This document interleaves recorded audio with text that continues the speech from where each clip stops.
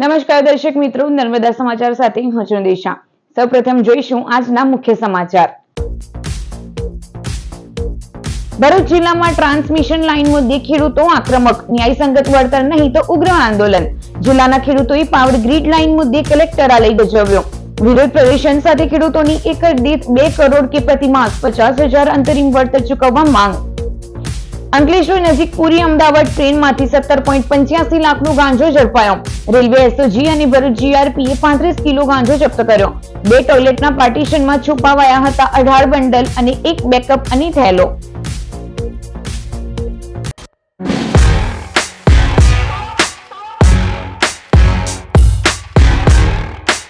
Transmission line project સામે ભરૂચના ખેડૂતોમાં રોષ જોવા મળી રહ્યો છે।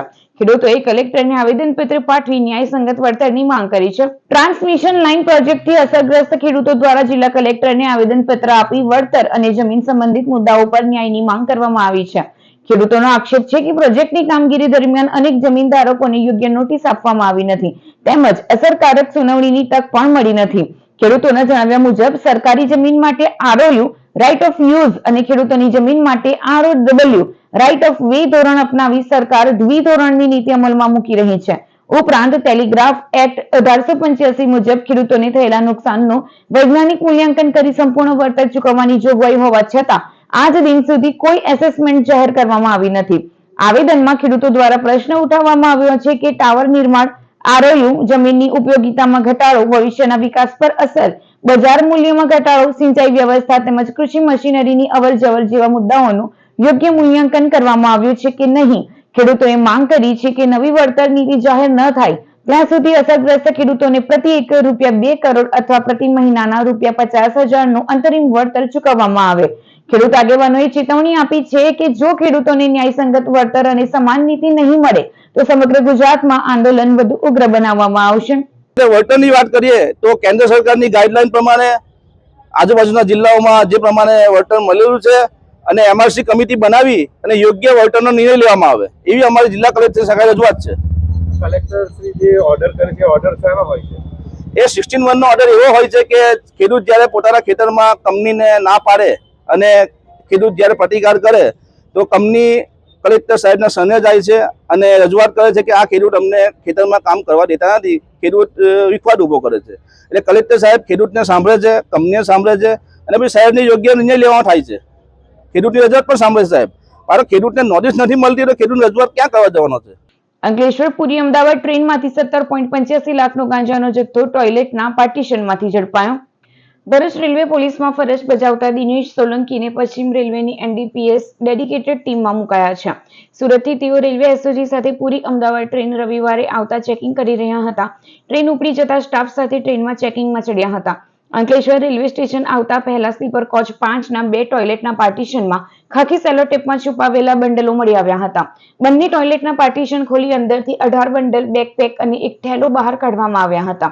ભરૂચ રેલવે સ્ટેશને ટ્રેન ઊભી રહેતા જીઆરપી પોલીસ મથકે લાવી એફએસએલ અને મેજિસ્ટ્રેટની હાજરીમાં ચકાસણી કરાઈ હતી, જેમાં 35.710 કિલો ગાંજાનો જથ્થો મળી આવ્યો હતો। રેલવે પોલીસે કુલ રૂપિયા 17.85 લાખનો ગાંજો જપ્ત કરી વધુ તપાસ હાથ ધરી હતી।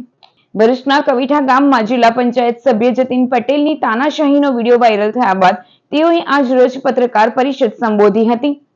સમગ્ર ગુજરાતમાં ભરૂચના કવિઠા ગામે પંચાયતના મહિલા સભ્યના પરિવારનો બહિષ્કારનો વિડીયો વાયરલ થયા બાદ રાજકીય ભૂકંપ સર્જાયો હતો। પંચાયતના મહિલા સભ્ય હેતલબેન રાજના પતિ મયુર રાજે મીડિયા સમક્ષ નિવેદન જારી કર્યું હતું કે ભ્રષ્ટાચાર સામે તેમના પરિવારે અવાજ ઉઠાવતા જિલ્લા પંચાયતના સભ્ય યતીન પટેલે રાત્રિ સભામાં તેમના પરિવારના બહિષ્કારનું ફરમાન જારી કર્યું હતું। એક પરિવારના હુક્કા પાણી બંધ એવા ગ્રામ બહિષ્કારના પડઘા સામે સમગ્ર જિલ્લા સાથે રાજ્યભરમાં પડતા ભારે ઉહાપો મચી ગયો હતો।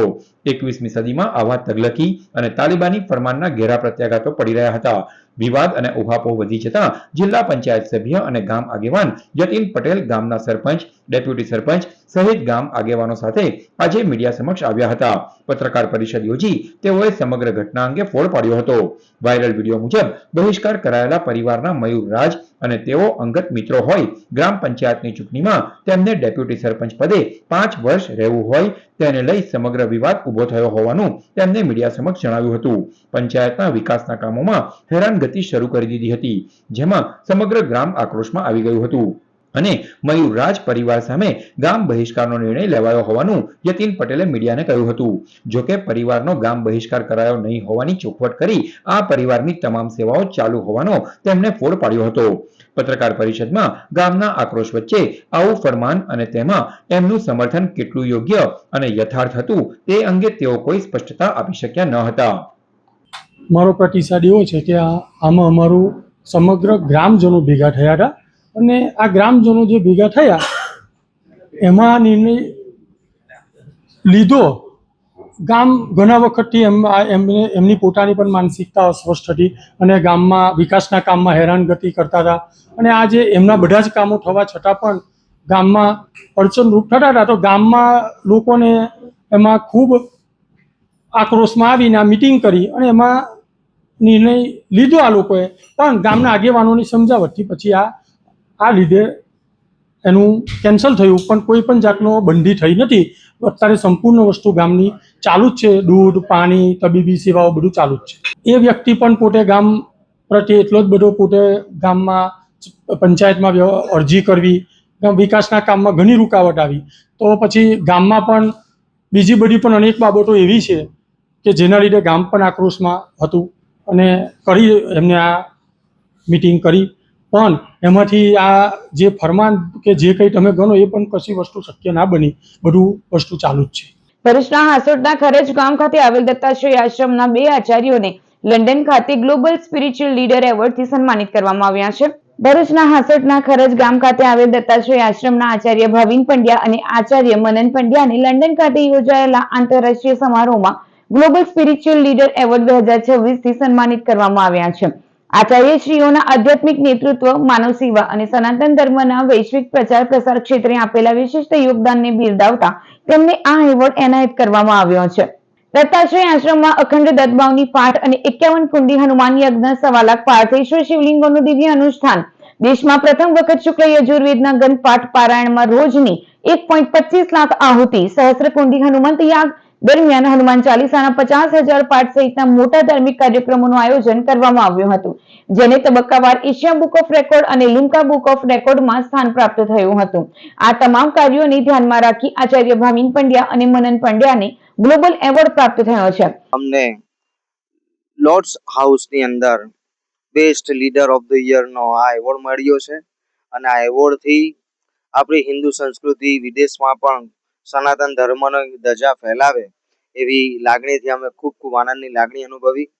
આવી જ રીતને સત્ય સનાતન ધર્મને, આપણે હિન્દુ ધર્મને जागृत करी अपना वेदों नो प्रचार करिए, बस ऐसी ही भक्ति करें और काफी लोग हमारे साथ जुड़े हुए हैं दत्त परंपरा को आगे लेके जाते हुए, वैदिक धर्मों को आगे लेके जाते हुए, बस यही हमारी भक्ति करते हैं और बस यही अवार्ड हम हमारे भारत को ये काफी सम्मानित और दत्ताश्रय आश्रम को गुजरात को सम्मानित हुआ है हमारी को ये जो ये क्षण है वो काफी हमारा गौरवान्वित क्षण है और आचार्य भाविन भाई पंड्या मनन भाई पंड्या को और दत्ताश्रय आश्रम को ये award spiritual house of lords में हमको लंदन में मिला है और हम सभी को यही प्रार्थना करते बस ऐसे ही हम भारत भूमि पे आगे बढ़ते रहे.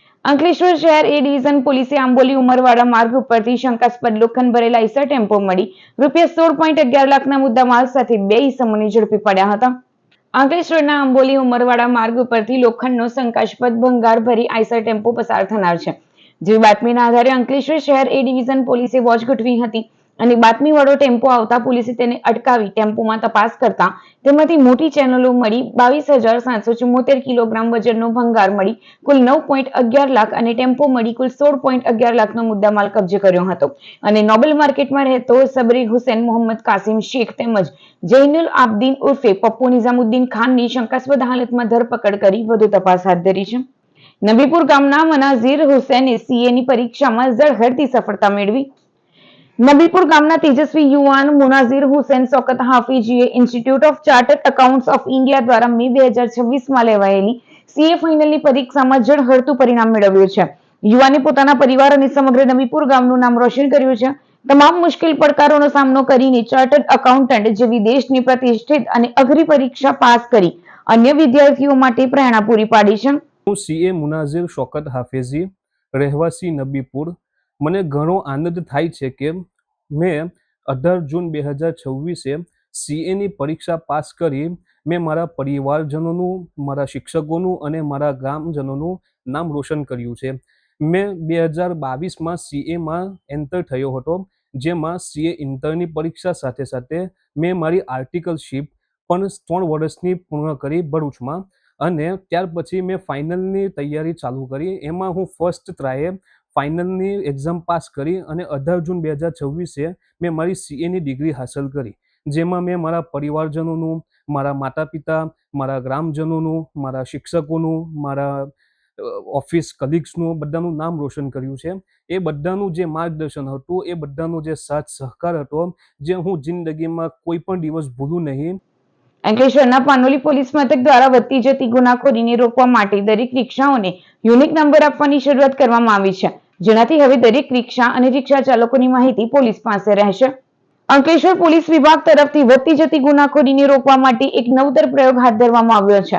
દરેક રિક્ષાઓને હવે યુનિક નંબર આપવાની શરૂઆત કરવામાં આવી છે. યુનિક નંબરના આધારે પોલીસ રિક્ષા તથા તેના ડ્રાઈવરની સચોટ રીતે ઓળખ કરી શકશે. ત્યારે પાનોલી પોલીસ મથક દ્વારા દરેક રિક્ષાઓને યુનિક નંબર આપવાની શરૂઆત કરાઈ છે. આ નવી વ્યવસ્થા મુજબ રિક્ષા પર મોટા અક્ષરે એક યુનિક નંબરના સ્ટીકર લગાડવામાં આવ્યા હતા.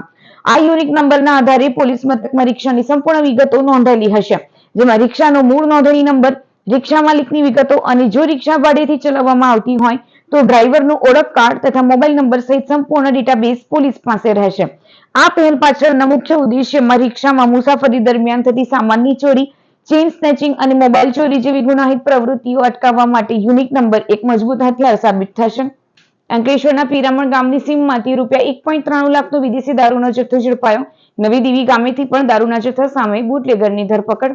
ભરૂચ ક્રાઇમ બ્રાન્ચની ટીમ અંકલેશ્વર વિસ્તારમાં પેટ્રોલિંગમાં હતી. તે દરમિયાન કાગદીવાડમાં રહેતો સુજાત ખાન બસીર ખાન પઠાણ અને તેનો સાથીદાર શાહરૂખ પઠાણે વિદેશી દારૂનો જથ્થો પીરામણ ગામની સીમમાં સંતાડી રાખ્યો હોવાની બાતમી મળી હતી.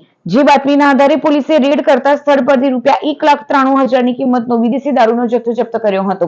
પોલીસે કુખ્યાત બુટલેગર સુજાત ખાન પઠાણ અને શાહરૂખ પઠાણને વોન્ટેડ જાહેર કરી બંને વિરુદ્ધ A ડિવિઝન પોલીસ મથકમાં ફરિયાદ દર્જ કરાવી હતી. બીજી તરફ શહેર A ડિવિઝન પોલીસની ટીમને મળેલી બાતમીના આધારે નવી દીવી ગામે સંજય વસાવાના મકાનમાંથી ₹3,375 વિદેશી દારૂના જથ્થા સાથે સંજય વસાવાની અટકાયત કરી વધુ તપાસ હાથ ધરી છે. અંકલેશ્વરના ગડખોલ ખાતે આવેલી જ્ઞાનદીપ અનુપ કુંવરબા હાઈસ્કૂલના સ્થાપના દિવસની ઉજવણી કરવામાં આવી હતી. આ નિમિત્તે ઇનામ વિતરણ સમારોહ યોજાયો. અંકલેશ્વરના ગડખોલ ખાતે આવેલી જ્ઞાનદીપ અનુપ કુંવરબા હાઈસ્કૂલમાં શાળા સ્થાપના દિન તેમજ ઇનામ વિતરણ સમારોહનું ભવ્ય આયોજન કરવામાં આવ્યું હતું. શ્રી અંદાડા કેળવણી મંડળ સંચાલિત આ શાળા આજે પોતાના 53 વર્ષ પૂર્ણ કરીને 54મા વર્ષમાં પ્રવેશ કરી રહી છે. આ અવસરે શાળા મંડળ, શિક્ષકગણ, વિદ્યાર્થીઓ તેમજ ગ્રામજનોએ શુભેચ્છાઓ પાઠવી હતી. કાર્યક્રમ દરમિયાન શાળાના 160 તેજસ્વી વિદ્યાર્થીઓને તેમજ શૈક્ષણિક અને અન્ય ક્ષેત્રોમાં નોંધપાત્ર પ્રદર્શન બદલ ઇનામો અર્પણ કરી વધુ ઉચ્ચ અભ્યાસ માટે પ્રોત્સાહિત કરવામાં આવ્યા હતા. આ પ્રસંગે શાળાના મંત્રી ચીમનભાઈ પટેલ, ટ્રસ્ટી પ્રફુલભાઈ પટેલ, અનિલભાઈ પટેલ, ભૂતપૂર્વ આચાર્ય કાંતિભાઈ પ્રજાપતિ તેમજ છન્નુભાઈ આર કોટાવાડિયા વિશેષ ઉપસ્થિત રહ્યા હતા. અંકલેશ્વરમાં A ડિવિઝન પોલીસે જુગારધામ પર દરોડા પાડ્યા, 6 જુગારીઓની ધરપકડ કરી. અંકલેશ્વર શહેર A ડિવિઝન પોલીસે નવીનગરી વિસ્તારમાં જુગાર રમાતો હોવાની મળેલી બાતમીના આધારે દરોડા પાડી 6 આરોપીઓને ઝડપી પાડ્યા હતા. પોલીસને બાતમી મળી હતી કે નવીનગરીમાં રહેતી ભારતીબેન જયંતિભાઈ વસાવાના રહેણાંક મકાનની બાજુમાં આવેલ ખુલ્લા વાડાવાળા પ્લોટમાં કેટલાક લોકો જુગાર રમી રહ્યા છે. બાતમીના આધારે પોલીસે પંચો સાથે સ્થળ પર પહોંચી વોચ ગોઠવી હતી. ખાતરી થયા બાદ પોલીસે સ્થળને કોર્ડન કરી કાર્યવાહી હાથ ધરી હતી. પોલીસને જોઈ કેટલાક લોકો ભાગવાનો પ્રયાસ કરતા પોલીસે દોડીને 6 આરોપીઓને પકડી પાડ્યા હતા. પોલીસે આરોપીઓ પાસેથી 14,300ની રોકડ રકમ તથા 25,000 કિંમતના 4 મોબાઈલ ફોન મળી કુલ 39,300નો મુદ્દામાલ કબજે કર્યો હતો.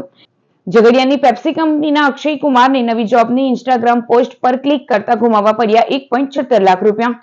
હાસોડ તાલુકાના છિલોદરા ગામે રહેતા અક્ષય કુમાર પટેલ ઝઘડિયાની પેપ્સી કંપનીમાં ઓપરેટર તરીકે ફરજ બજાવે છે. તેઓ 1 મહિના પહેલા ઘરે હતા ત્યારે ઇન્સ્ટાગ્રામ પર નવી જોબની પોસ્ટ જોઈ હતી. તેના પર ક્લિક કરતા નવી લિંક ખુલી હતી, જેમાં વિગતો ભરવાની હોવાથી તેઓએ વેબ પેજ બંધ કરી દીધું હતું.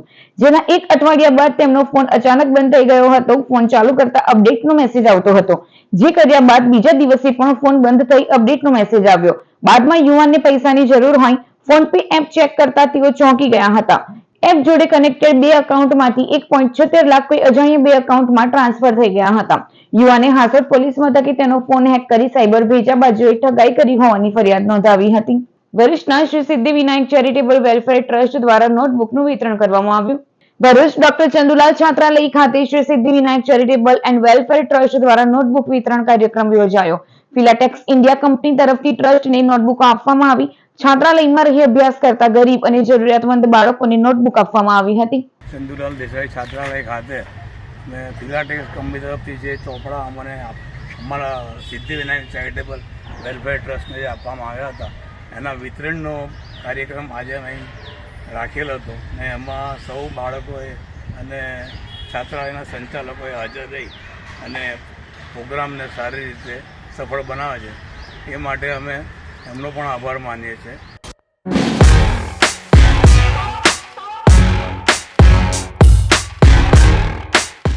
સમાચાર પૂર્ણ કરતા પહેલા એક નજર મુખ્ય સમાચારો ઉપર.